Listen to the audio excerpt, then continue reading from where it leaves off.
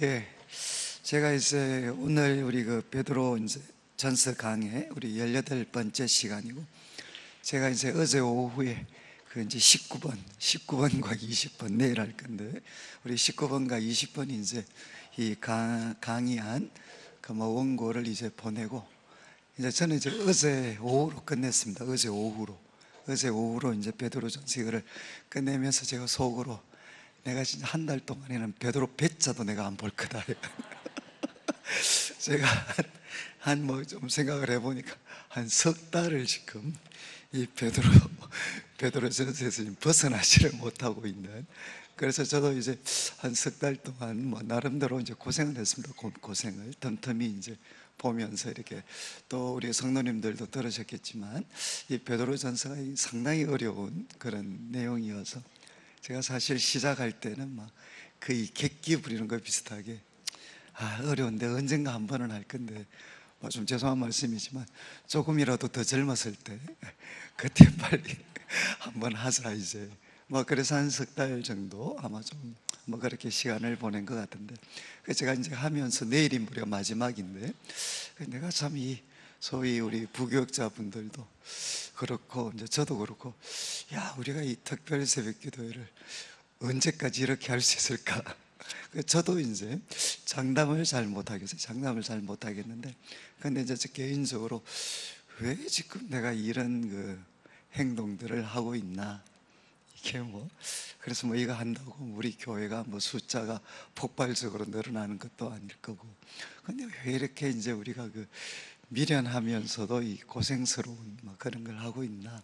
그래서 제가 이제 한번 쭉 제 나름대로 아마 생각을 좀 해보니까, 그래서 저는 뭐 지금까지 쭉 그저 청년 시절도 그렇고 또 사역자로서만 시간을 보내면서 이제, 그래도 사람을 이렇게 변화시킬 수 있는 것은, 그래도 이제 제가 많은 것들을 해봤는데, 정말 사람이 바뀔 수 있는 것은, 또 바르게 될 수 있는 것은 결국은 이 말씀, 하나님의 말씀이라는 그 도움이 없이는 그거는 그거는 불가능하다.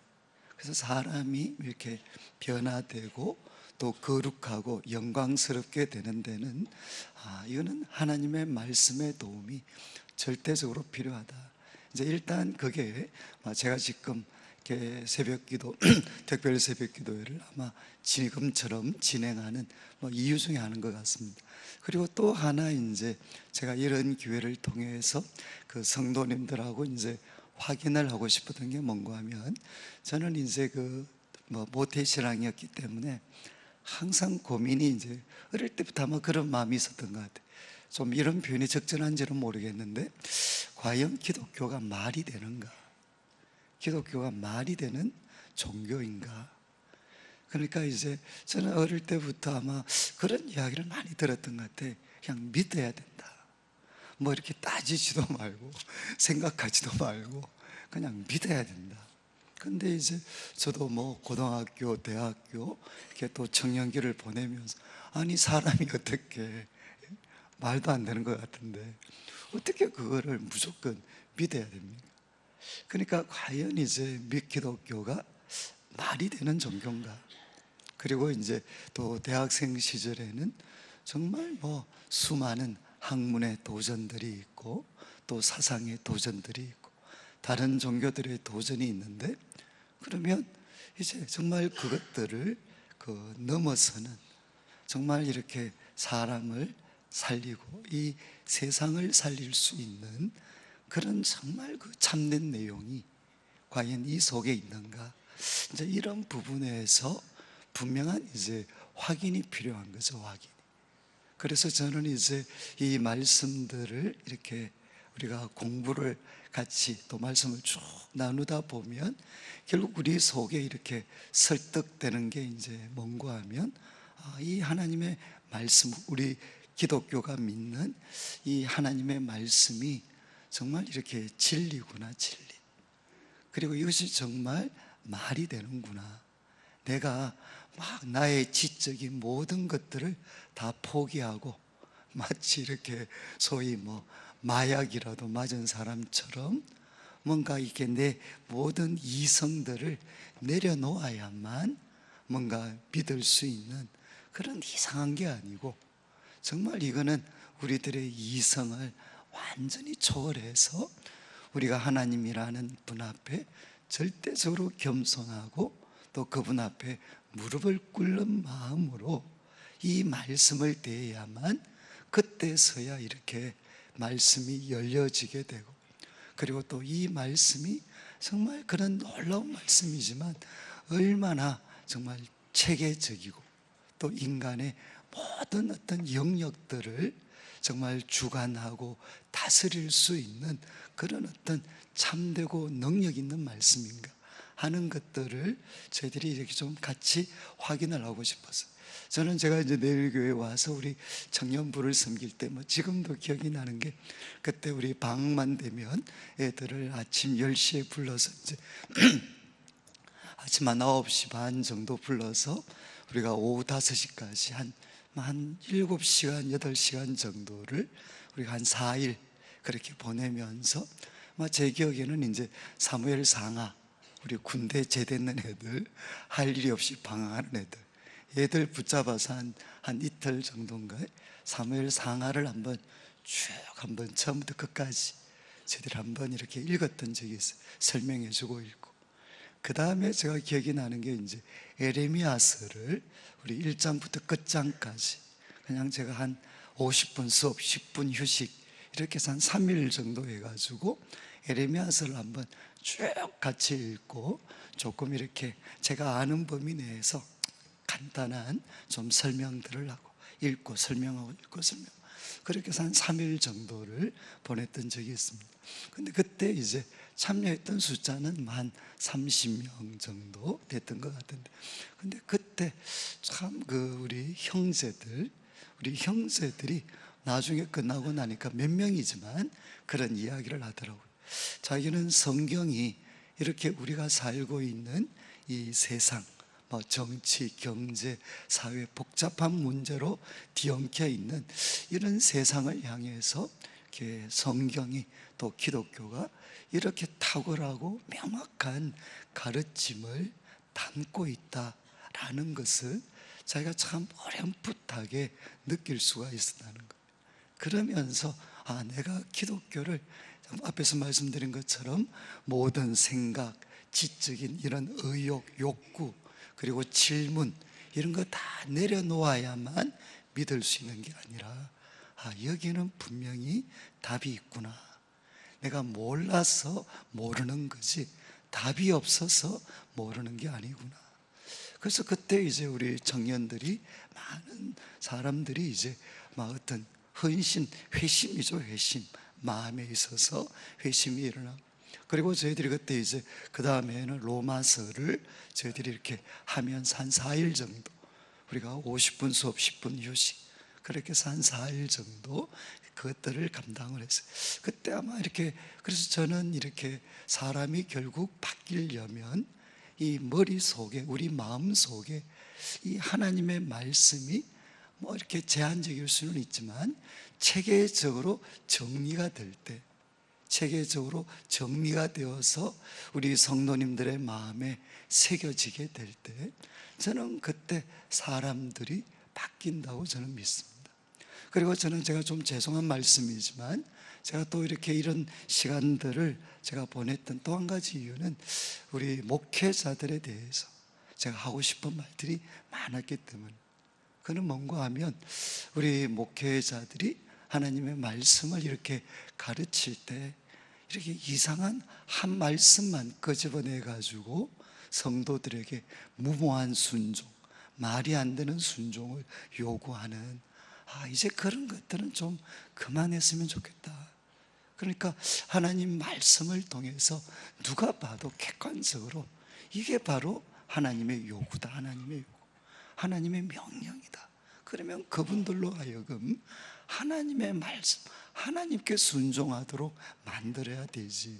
왜 우리가 이상한 부분을, 부분적인 내용을 마치 전체인 것처럼 이렇게 뭔가 강조해서 성도들로 하여금, 좀 죄송한 말씀인데 굴욕적인 순종을 자꾸 요구하나? 저는 제가 청년 시절을 보내면서 교회 속에서 자라면서 저한테 가장 힘들었던 게 바로 이거였어요. 왜 이거는 하나님의 요구가 아닌 것 같고 개인적인 요구인 것 같은데 왜 자꾸 거기에 신적인 권위를 포장시키나. 저는 참 그것이 청년 기들을 보내면서 가장 힘들었던 그런 그 고통 중에 하나였습니다. 그런데 이제 제가 하나님 말씀을 묵상하고 배우면서 하나님의 말씀은 정말 깨끗합니다. 정말 여기에는 소위 사심이 없는 말씀이죠. 하나님의 말씀은. 그러니까 이 말씀의 요구에 정확하게 부딪히면 사람은 정말 기쁘게 그리고 깨끗하게 그리고 즐거운 마음으로 순종할 수가 있습니다. 그러니까 저는 이제 우리 성도님들한테 참 이제는 우리가 교회에서 무슨 요구를 하든 그게 사람의 요구여서가 아니라 하나님의 요구이기 때문에 참 기쁘게 순종할 수 있는 저는 참 그런 교회를 조금만 세워보고 싶었습니다. 그리고 또 하나 이제 저는 이렇게 그렇게 뭐 강력한 영적인 뭐 체험이 있고 뭐 그런 사람은 아니지만 저는 이제 우리 특별 새벽 기도회를 이렇게 한 1년에 2차례 진행하면서 제 개인적으로는 그렇게 믿고 있습니다. 저희 교회도 뭐 그렇게 쉽지 않았던 순간들이 있는데 그래도 교회가 이런 여러 가지 문제들, 어려움들을 그래도 참 이렇게 막 하나님 은혜 가운데 넘어설 수 있었던 것은 저는 제 개인적으로는 특별 새벽 기도 때문이었다고 저는 믿습니다. 뭐 다른 게 아니고 이렇게 우리 많은 성도님들이 모여서 그냥 뭐 딴 거 없잖아요.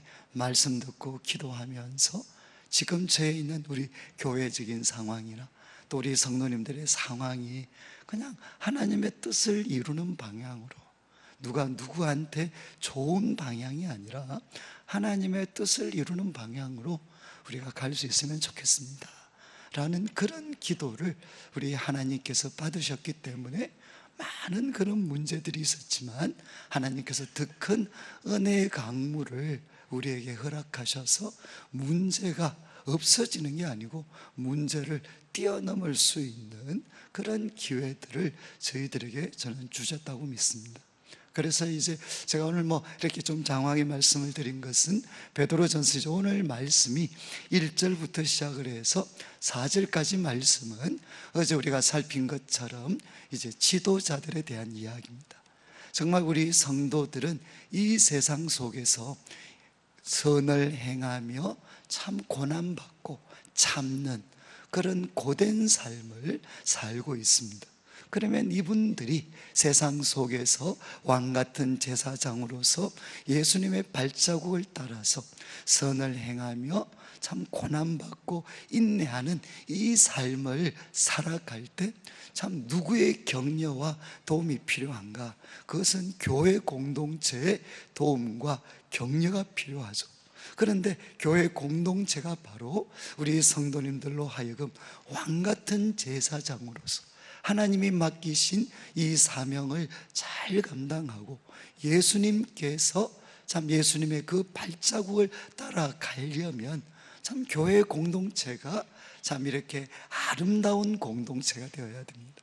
이렇게 성도들에게 격려하고 새로운 힘을 불어넣어주는 공동체가 되어야 되는데 안타까운 것은 많은 경우에 세상에서도 지친 성도들을 교회에 오면 더 지치게 만드는 거죠. 더 지치게. 그렇지 않나요? 정말 이 세상 속에서 그렇게 힘겹게 믿음으로 투쟁하는 성도들이 교회에 오면 샘을 얻고 감사와 기쁨이 충만하고 새로운 능력으로 무장해서 이 세상을 향해 당당히 나아가도록 돕는 것이 아니라 더 절망하게 하고 더 무거운 짐을 지고 우리가 그렇게 살아가도록 만드는 경우가 많이 있습니다. 그러니까 지금 베드로 사도가 이야기를 하죠. 이 고난으로 가득 찬 세상 속에서 믿음으로 싸우는 우리 성도들, 그 성도들에게 언제나 새 힘을 불어넣는 공동체, 교회가 되려면 무엇보다 지도자들이 중요하다는 겁니다. 그래서 저와 같은 우리 지도자들, 우리 장로님들이나 권사님들이나 이런 지도자들의 역할이 너무너무 중요하다. 그래서 그들은 세 가지를 하지 말아야 되죠. 억지로 하지 말고, 그리고 또 더러운 이득을 위해서 하지 말고, 사람들에게 주장하는 자세로 하지 마라. 그 대신 해야 될 것은 무엇이겠습니까?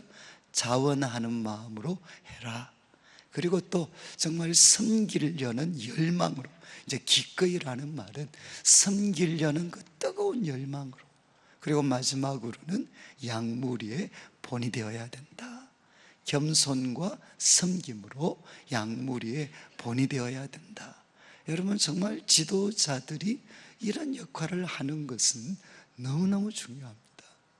저는 지금 우리 성도들로부터, 청년들로부터 수많은 이야기를 듣지만 그들에게 가장 무거운 짐은, 죄송합니다, 목사님들입니다.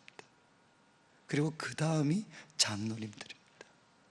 목사님들과 장로님들, 그리고 또 때로 교회 가운데 권사님들, 정말 이 보이지 않는 권력들이죠. 권력들, 교회 권력들, 바로 이분들이 지금 드리는 이 말씀처럼 정말 버릴 것을 버리고 하나님과 깊은 교제 속에서 항상 자원하는 마음, 그리고 또 섬기려는 열망을 가지고 양무리의 본이 되게 되면, 여러분, 참 교회가 정말 아름다운 곳이 됩니다.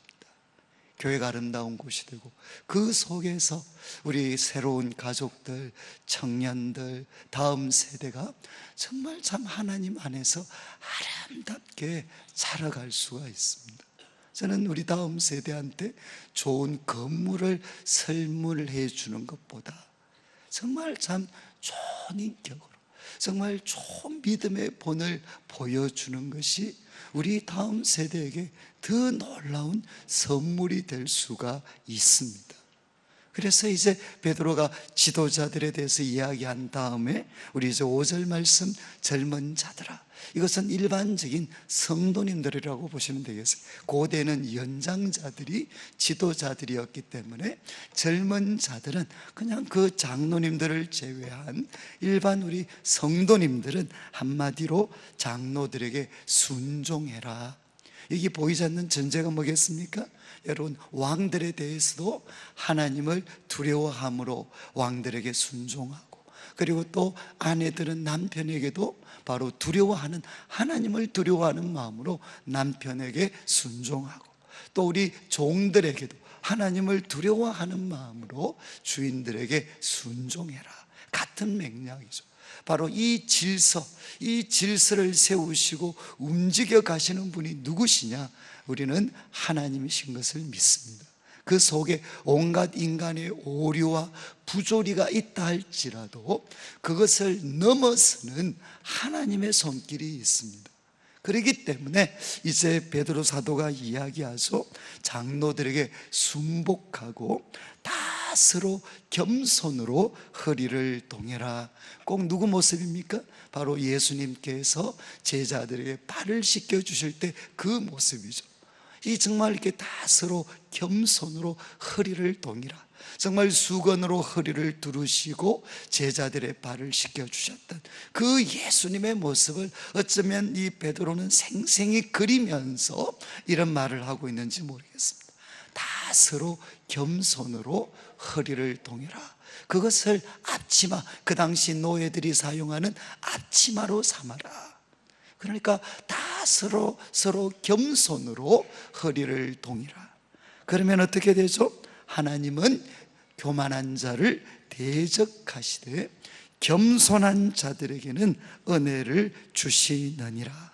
여러분이 이제 성경을 우리가 인용하면서 하나님이 교만한 자를 대적하십니다.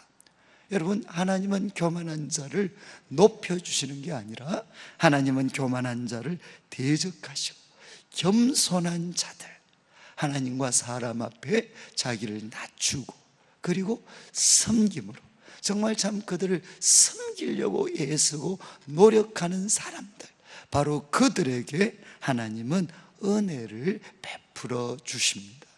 그래서 우리 일반 성도들에게 이야기하죠. 여러분, 지도자들이 본이 되어야 되는 것처럼 우리 일반 성도님들은 바로 우리가 하나님을 두려워하기 때문에, 그리고 우리가 이 질서 가운데 역사하시는 하나님을 우리가 신뢰하기 때문에 지도자들을 귀하게 여기고 순종해야 된다는 것입니다.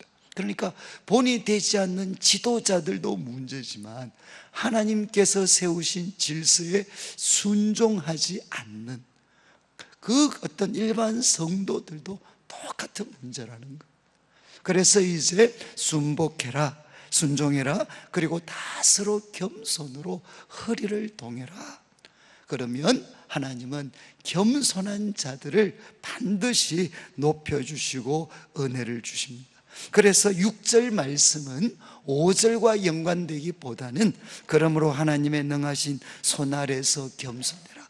저는 이제 6절이 5절과 연결이 되는 줄 알았어요. 그런데 제가 대부분 주석을 보니까 6절은 여기에 그러므로 하나님의 능하신 손 아래서 겸손해라, 이 말씀은 젊은 자들에게만 주는 것이 아니라 장로들에게도 주는 말씀입니다.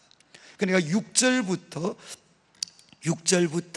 이제 나머지 밑에 나오는 말씀들은 모든 성도들, 장로들, 젊은 자들을 포함해서 모든 성도들에게 주는 교훈이 됩니다. 그래서 이야기합니다. 모든 성도들한테 이제 결론적인 가르침이죠. 그러므로 하나님의 능하신 손 아래서, 여기에 하나님의 능하신 손이라는 것은 받으신 강의 안에 있을 텐데 출애굽기에 나타나는 선명한 표현입니다. 하나님의 능력, 하나님의 주권을 상징하는 말씀이죠. 하나님의 그 능하신 손, 그 바로를 무너뜨렸고 광야에서 하나님의 백성을 인도했고 마침내 약속의 땅을 주셨던 그 하나님의 강한 능력, 그리고 그분의 주권, 그래서 하나님의 능하신 손 아래에서 겸손해라. 이것은 우리 장로들도 젊은 사람들도 똑같다는 겁니다. 우리는 이 세상에서 어떤 일을 만나더라도 여러분, 그 일의 배후에는 살아계신 하나님이 계십니다. 그래서 하나님의 능하신 손 아래에서 겸손해라, 그것을 우리가 받아들이되 우리가 이 상황을 허락하신 하나님의 그 뜻을 우리가 깨닫고 그 하나님의 뜻이 이루어지기를 원하는 그 열망들을 우리가 가져야 된다는 겁니다. 그러면 어떻게 되느냐? 때가 되면, 이것도 참 재밌는 표현인데 영어 번역도 아주 다양하게 NIV 같으면 in due time, 가장 적합할 때, 가장 적합할 때, 그때 너희를 높여주실 것이다. 이거는 내 때가 아니라 하나님의 때, 내가 볼 때 최선의 때가 아니라 하나님이 보셨을 때 최선의 때에 너희를 높여주실 것이다. 어떤 사람에게요? 바로 하나님의 능하신 손 안에서, 손 아래에서 자기를 낮추는 사람, 겸손한 사람, 바로 이 사람들을 하나님께서 가장 적합할 때에 높여주신다는 겁니다. 그리고 두 번째는 교훈합니다. 너희 염려를 주께 맡겨라. 다 주께 맡겨라. 여러분, 이제 교만의 반대는 겸손의 반대는 교만이죠, 교만. 그렇지만 또 하나, 그 겸손의 또 하나의 반대가 있습니다. 그것은 염려입니다. 염려. 사실은 염려와 교만은 보통 사촌이죠. 사촌지간입니다. 형제지간입니다. 왜 염려를 하죠? 내 문제를 내 힘의 능력으로, 내 능력으로 해결하려고 하다가 내 문제를 내 힘의 능력으로 그 해결하려고 하면 잘 되면 교만해지고 잘 안 되면 염려에 빠지게 됩니다. 그렇지 않나요? 그래서 염려는 왜 우리들에게 주어지나? 하나님의 능하신 손 아래에서 우리가 겸손하지 못할 때 일어나는 현상 중에 하나가 염려가 되죠. 그래서 마태복음 6장, 우리 6장 후반부의 대표적인 가르침이잖아요. 물질에 대해서 교훈하면서 보물을 하늘에 쌓아둬라. 그렇게 교훈하신 다음에 하지 말아야 될 것이 무엇이냐? 무엇을 먹을까 마실까 입을까 염려하지 마라. 그러면서 우리 주님께서 결론적으로 가르치셨습니다. 너희가 해야 될 것은 무엇을 먹을까 마실까 입을까 염려하지 마라. 그건 아버지께서 다 주시는 것이다. 공중에 나는 새를 봐라, 들에 핀 백합화를 봐라. 하나님이 먹이시고 입히시지 않느냐? 하나님이 책임져 주니까 너희들이 해야 될 일은 무엇이냐? 너희들은 먼저 그분의 나라와 의를 구해야 된다. 바로 지금 나를 향하신 하나님이 무엇 원하시는지 알아서 나의 삶에서 하나님의 나라와 의가 이루어지도록 우리들은 거기에 노력하지, 우리는 염려해야 되는 게 아니라는 겁니다. 그래서 베드로는 이 가르침을 아주 압축적으로 7절에서 표현하고 있습니다. 너희 염려를 뭐라고 했습니까? 다 주께 맡기라. 너희 염려를 다 주께 맡기라. 이는 그가 너희를 돌보심이라. 오늘도 비록 수능 지난 우리 자녀들이 있으시면 우리 엄마가 뭐 아무리 염려한다고 애들이 수능 문제를 하나 더 맡겨줄 수 있겠습니까? 키도 못 크게 하지만 수능도 안 돼. 그러니까 염려를 하나님께 맡겨라. 이유가 뭐죠? 이는 저가 너희를 돌보심이라. 하나님이 돌보신다. 그래서 성도님들 뭐 죄송한 말씀이지만 우리 부모님들이 애들 사랑하는 거하고 하나님이 애들 사랑하는 거하고 누구 사랑이 더 클 것 같습니까? 이건 알아서 판단하시고 집에 가시면 돼요. 누가 더 사랑하시겠어요? 누가 끝까지 책임을 지시겠어요? 그것은 하나님이 돌보십니다. 이걸 우리가 정말 냉정하게 맞습니다 라고 인정하면 우리가 자녀들에 대한 염려로부터 우리가 놓여질 수가 있어요. 그리고 기도 내용이 잘 되게 해달라는 게 아니라 하나님, 우리 자녀들 하나님의 나라와 의를 먼저 구해서 하나님께 영광이 될 수 있는, 정말 하나님의 뜻을 이루는 사람이 되어서 주님이 모든 것을 더해 주시는 삶을, 풍성한 삶을 살게 해 주십시오. 그래서 베드로가 이야기합니다. 첫 번째는 하나님의 능하신 손 아래에서 겸손해라. 이게 높아지는 길이다. 두 번째는 너희 염려를 다 주께 맡겨라. 교만의 사촌이다. 그러니까 염려를 다 주께 맡겨라. 왜? 주님께서 너희를 그분의 사랑과 능력과 지혜로 돌보고 계시기 때문이다.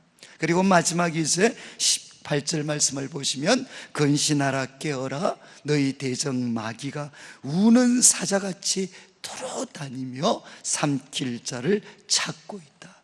여러분, 이제 이 베드로 전서의 마지막 교훈입니다. 마지막 교훈. 여러분, 지금 베드로가 이야기합니다.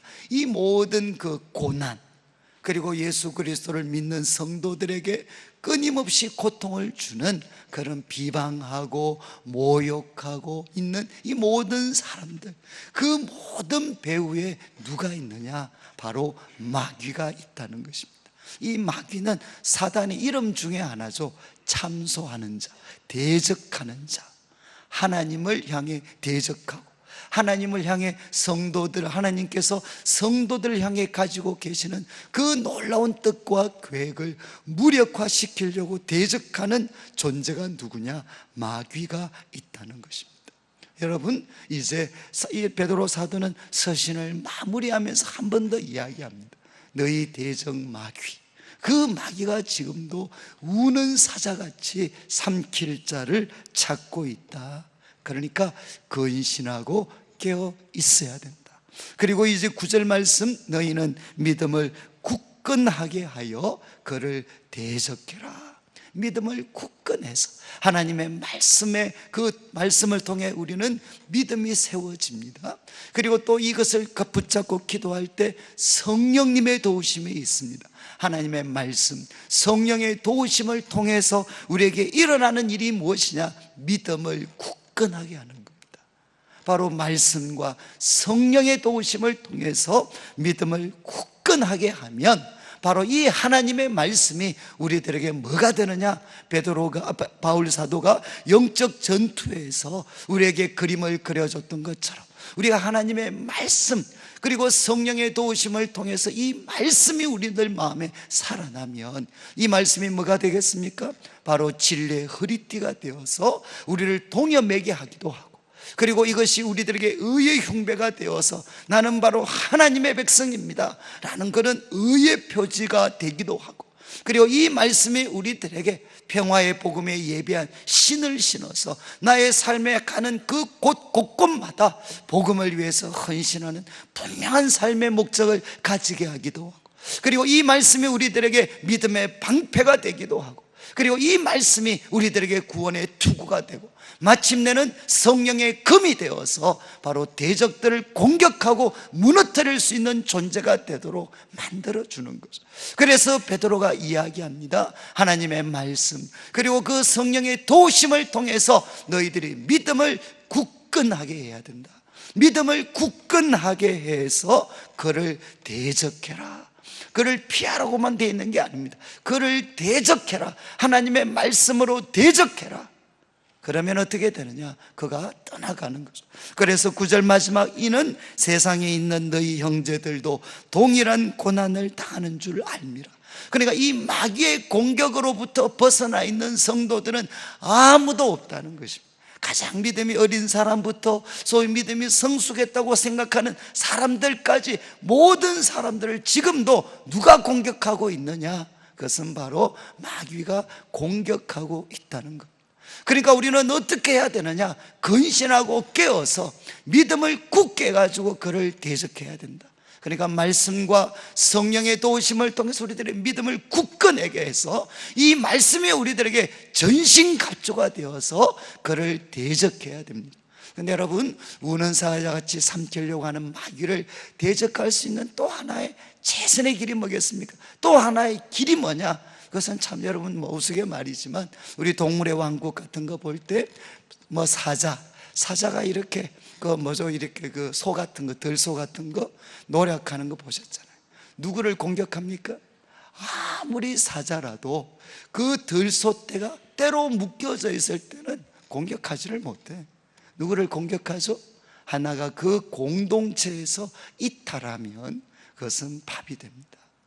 자, 이렇게 말씀을 드리는 것은 여러분, 우리가 정말 하늘을 향해 달려가는 이 믿음의 길에서 우리들 자신을 마귀로부터 지킬 수 있는 제일 좋은 방법은 뭔가 하면 성도들과 세겹줄의 교제로 묶여지는 것입니다. 여러분, 혼자 있으면 저와 같은 목회자도 절대 마귀를 이기지 못해요. 그런데 우리가 같이 있어야 돼요. 같이. 그러니까 그것이 예치 모임이든 어떤 모임이든 우리 믿음의 성도들과 같이 우리가 있으면 우는 사자같이 아무리 마귀가 삼킬 자를 찾아도 성도들을 이길 수가 없습니다. 그런데 아무리 타고난 영적인 사람이라도 내 혼자 할 수 있을 거다.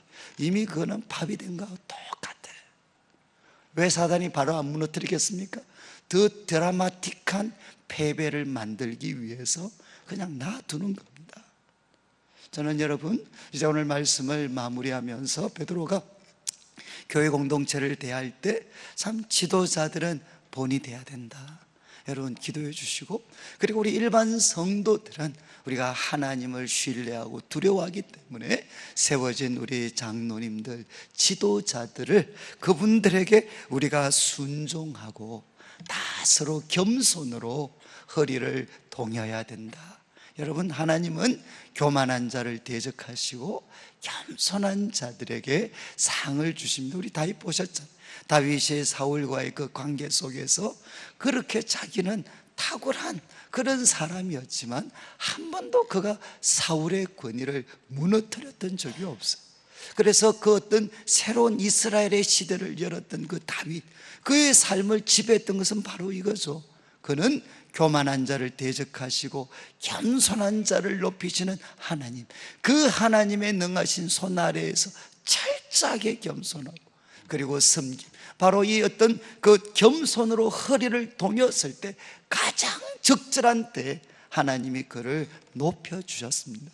그래서 저는 우리 성도님들이 정말 주님을 두려워하는 마음 때문에 교회 지도자들을 귀하게 여기시고, 그리고 이제 우리 모두가 어떤 문제를 만나더라도 하나님의 능하신 손 아래에서 겸손하고, 그리고 여러분들의 염려를 다 주께 맡겨서 정말 우리들을 능력과 사랑과 지혜로 돌보고 계시는 그 하나님의 손에 붙들려서 우리가 참 풍성하고 기뻐하고 감사하는 삶을 살고, 마지막 여러분, 우리가 마귀를 참 대적해서 하나님의 말씀, 성령의 도우심을 통해서 우리가 근신하고 깨고 믿음을 굳게 하여서 마귀를 대적하고, 특별히 우리 성도님들이 바로 우리 성도들과 함께 다 부족하고 연약한 부족한 인격을 갖춘 저희들이지만, 그러나 주님을 신뢰하고 우리들의 모임 가운데 주님이 계신다는 것을 우리가 알기 때문에 성도들과 깊은 세겹줄의 교제 속에서,